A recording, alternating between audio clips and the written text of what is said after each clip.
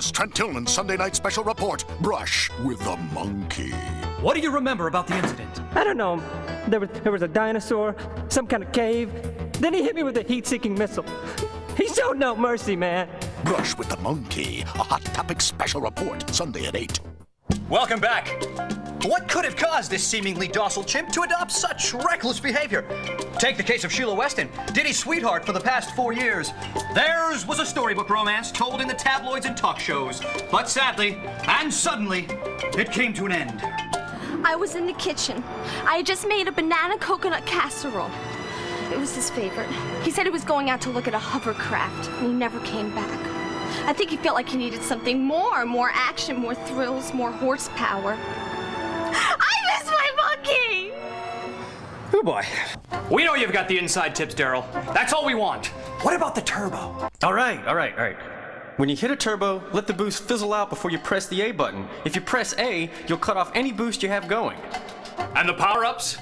When you collect 3 balloons of the same color, one right after another, you get a totally powered-up item. Say. And you can also use the zippers and spinning bananas to increase your speed. Don't forget the hovercraft. When you're heading into a sharp turn, use the R button. Okay. This will make the hovercraft hop. Then it's easier for you to make those turns. Something about an overworld. When you're exploring the overworld, there are hidden balloons. Really? You can find them by using all the different vehicles, okay? You people are vultures! Little help? Thanks, Daryl. But let's not forget the 4-player capability.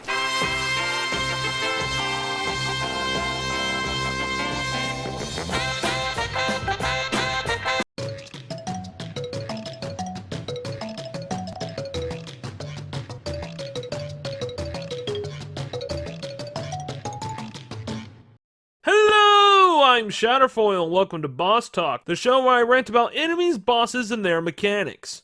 Diddy Kong Racing, my favorite racing game of all time, that I still hate to play, and I'm not even mad about it. Allow me to elaborate on the situation. Rare, you beautiful bastard of Nintendo, look what you did. A variety of characters to play that include Banjo and Conker. Hey, that's pretty good. An adventure story mode that can be played co-op as well. Yeah, boy. And let's not forget about that 4-player capability.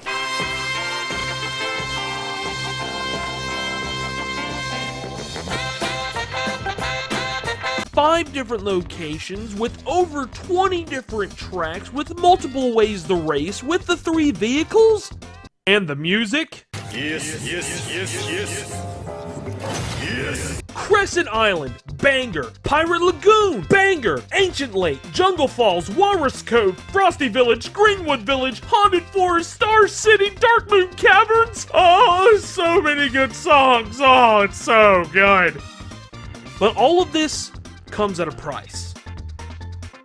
Items can be upgraded, yes, but can only be done with the same color balloons, and if you can't do that, yeah, you gotta start all over again.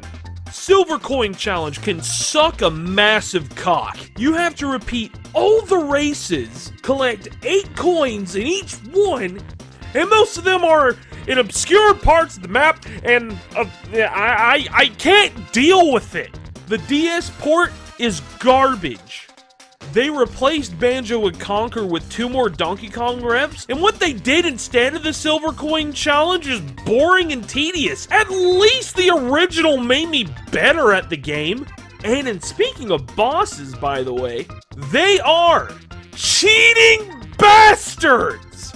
The only thing good about them is, again, the music. Oh, it's so sublime. I love it. But terms of like cheating and stuff, we're talking trees and debris, we're talking boulders, spikes and bubbles, fire. They use like the worst mechanics of all the vehicles, because of course, you know, that's fair. And secondly, after beat 1, when you have to beat it the second time after doing the Silver Coin Challenge, they're even harder and a little bit faster. So, you know, fuck me, am I right? Anyway, this leads us to talk about our main antagonist of the game, and who we're talking about today, Wizpig.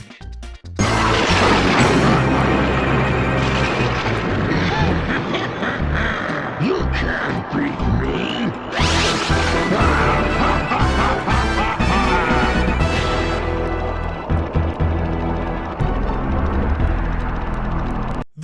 Wizpig is pure scum.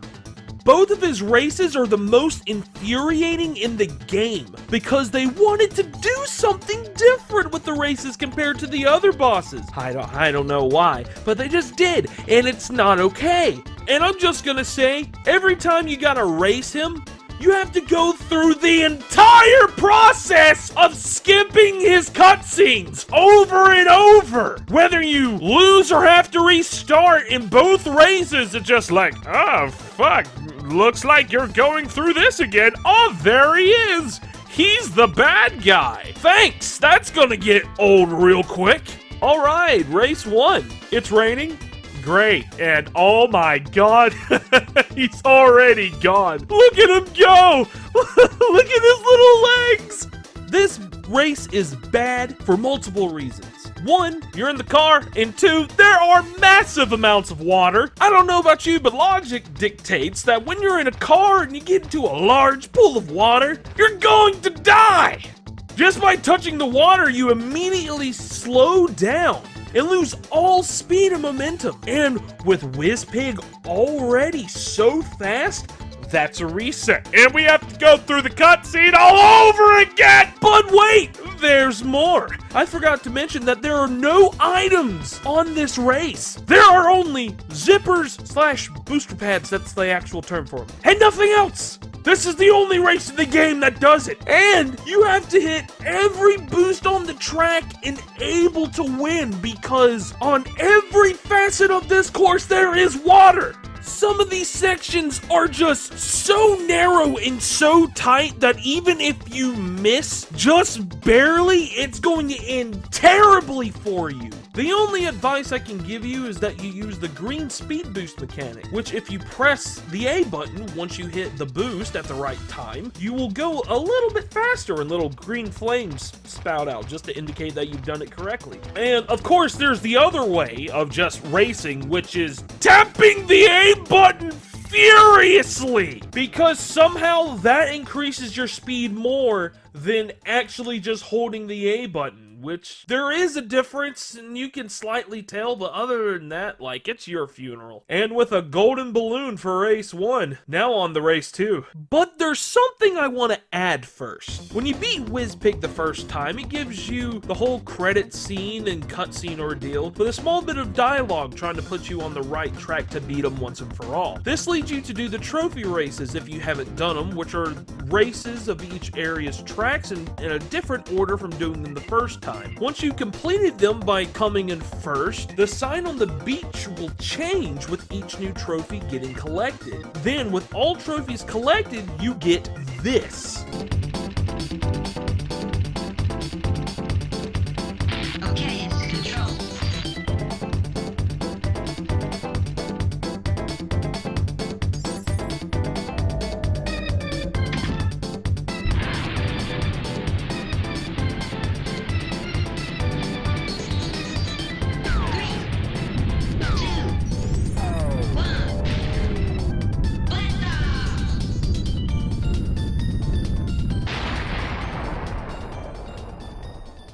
Okay, now you're on the new world, and you gotta beat the new tracks, normally, and beat them with the silver coin challenge. Oh, that's beautiful. Now there's this door that leads you to Wizpig. It's locked. You wanna know how you open this door? Mini games.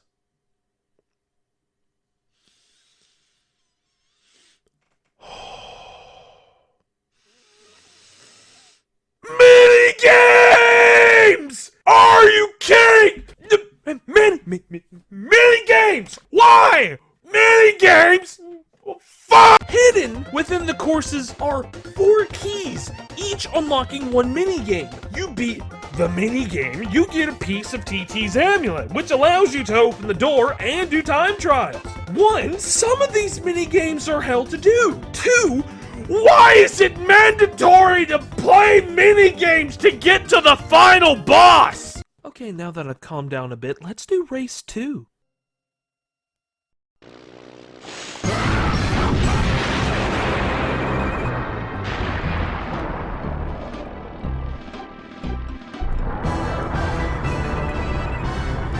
Well, looky here. It's the little time you're in a plane. That's cool, I guess, but he's on a rocket, and that doesn't look right, like, at all. On this track, there's 3 major parts that make this worse than the first race. 1, the item locations. Oh my god, thank goodness we have items on this track now. This is fantastic. Oh, but they're like in the worst places that are almost impossible to grab. And even then, some are just so out of the way and so out of place that even if you try to hit one, it'll just, nah, that's gonna slow you down. Ha, I fucked you up. Thanks, bud. No! 2, for some reason in this little tunnel section, there's an electric tripwire. This is infuriating at times, but in reality, it doesn't seem to slow you down too much, but it just hits you repetitively. There's like 5 or 6 of these that you have to dodge, and I'm just like, oh, stop, I don't like this. And finally, oh, what is this? What the fuck? What the fuck? Make it stop! I don't want to be here! Ah! This room is just crossfires of blasters shot from spaceships. Unless you're super lucky, you will get through this unscathed. And there is a single shield item before you go in this room. But because it's tucked away to the side, before you get there, you can't get it all the time. Are you sure? Maybe there is another shield somewhere. No! You get 1! That is it! And another thing! This is the polar opposite of the first race. Car is replaced with plane. Instead of no items and boosters, it's no boosters and items. And it's just so hard, and you know what? Fuck this Charlotte's Web motherfucking piece of shit! I would slow roast you just to see you suffer! And I am done! You get nothing! You lose! Good day, sir! Hello! Hey guys, it's Shatterfoil. Thanks for watching the video. If you have any future suggestions for boss talks, put it down in the comments below and tell me how you liked the episode. And don't forget to like and subscribe, it really helps me out. I know, again, that these videos take time for me to make, but with school and everything, I try to do the best I can, and it really helps me out that you guys are still watching them. And with that being said, I will talk to you guys later.